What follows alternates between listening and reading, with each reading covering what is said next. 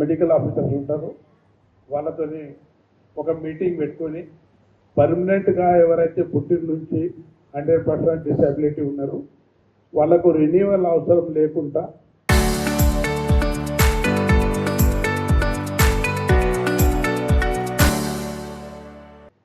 అంటే జీవితం అంతా డిసెబిలిటీ సర్టిఫికేట్ ఇవ్వడానికి నేను ఒక మీటింగ్ తీసుకొని వాళ్ళకు సర్టిఫికేట్ ఇవ్వడానికి ప్రయత్నం చేస్తానని సభాముఖంగా మీకు తెలియజేస్తున్నాను.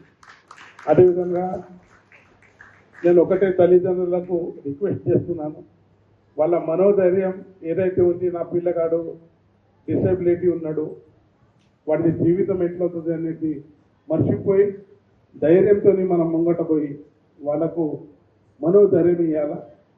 ఇప్పుడు మన బైసా ఏరియాలో, ముదోల్ ఏరియాలో ఒక కన్ను లేని పంచాయత్ సెక్రటరీ ఉన్నారు, మాట రాని పంచాయత్ సెక్రటరీ ఉన్నారు. కొన్ని జాగాల కొంత డిసెబిలిటీ అంటే వికలాంగులు ఉన్నా కూడా గవర్నమెంట్ వాళ్ళకు కొంత పర్సెంటేజ్ రిజర్వేషన్ పెట్టి వాళ్ళకు జాబ్స్ ఇస్తున్నది.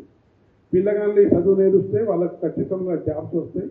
మనోధైర్యం కోరుకోకుండా ఈ వచ్చిన అందరికీ నా తరఫున ప్రత్యేక ధన్యవాదాలు తెలియజేస్తూ